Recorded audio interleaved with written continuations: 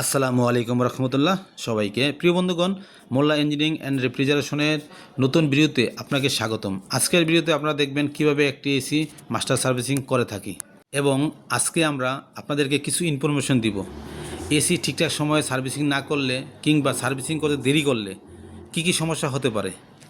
ঠিকঠাক সময়ে AC servicing না করলে প্রায় 10 রকমের সমস্যা হতে পারে। সেই বিষয় নিয়ে আপনাদের সামনে এখন আমরা তুলে ধরব। যেমন 1 নম্বরে তাপমাত্রা নিয়ন্ত্রণে অসুবিধা হতে পারে। আমরা যদি এসি ঠিকঠাক সময়ে সার্ভিসিং না করি এবং সার্ভিসিং করতে অনেক দেরি করে ফেলি,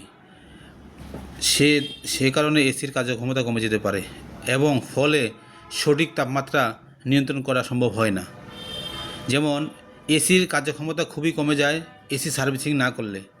এসির বিভিন্ন অংশে যেমন কুলিং কয়েলে ময়লা থাকলে, ফিল্টারে ময়লা থাকলে এবং কন্ডেন্সারে ময়লা থাকলে এসির কার্যক্ষমতা অনেকাংশেই কমে যেতে পারে। এবং আপনি যদি আপনার এয়ার কন্ডিশনটা যদি ফুললিভাবে সার্ভিসিং না করান, তাহলে দেখবেন আপনার কারেন্ট বিল বা বৈদ্যুতিক বিল সেটাও বেড়ে যেতে পারে, অতিরিক্ত হয়ে যেতে পারে। তা বিভিন্ন যন্ত্রাংশের ক্ষতির নিয়মিত সার্ভিসিং।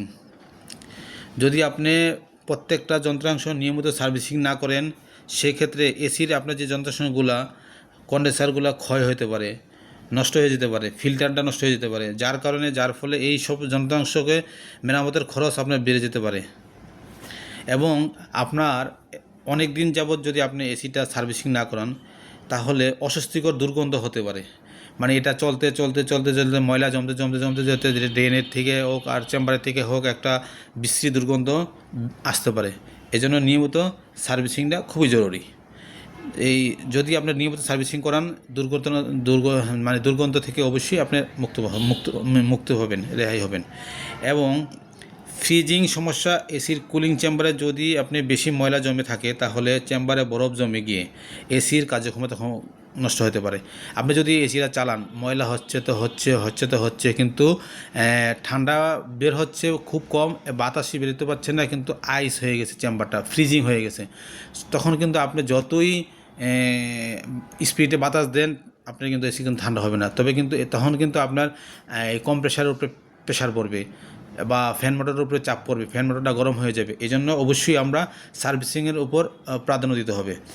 তারপরে 7 নম্বরে হলো গ্যাস লিকেজ, এসি ফ্রিজিংয়ের সমস্যা এবং সমস্যা সার্ভিসিং না করলে কুলিং কয়েল এবং কন্ডেন্সার লিকেজ। এবং যদি আমরা প্রতিনিয়ত যদি এসি সার্ভিসিং না করি, তাই এসির উপরে পাইপের উপরে যে কভার টিউবটা নষ্ট হয়ে যেতে পারে এবং যে কোনো সময় চেম্বার হোক, কন্ডেন্সার হোক, এটা লিকেজ হওয়ার সম্ভাবনা থাকে বেশি। তখন কিন্তু আপনার এটা মেরামতের খরচটা বেশি বেড়ে যাবে।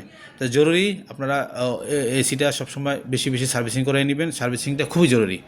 তো যাই হোক, তারপরে যদি আমরা এসি সার্ভিসিং না করি, তাহলে আরেকটা ঘটনা করতে পারে 10 নম্বরে। যেমন আউটডোর ইউনিটে যদি আমরা সার্ভিসিং না করি, যে কোনো মুহূর্তে কম্প্রেসার ব্লাস্ট হতে পারে এবং ক্যাপাসিটার ড্যামেজ হতে পারে, কম্প্রেসারটা পুড়ে যেতে পারে। ঠিক আছে। তারপরে যদি আমরা আরও সার্ভিসিং না করি, আউটডোর ইউনিটে যদি ওভারহিটিং হয়ে যায়, কম্প্রেসার বা ফ্যান মোটরে যদি বাতাসটা সিগন্যাল করতে না পারে, কিছুক্ষণ কিন্তু আপনার মোটরটা নষ্ট হয়ে যেতে পারে, ওভারহিটের কারণে কম্প্রেসারটা ড্যামেজ হতে পারে।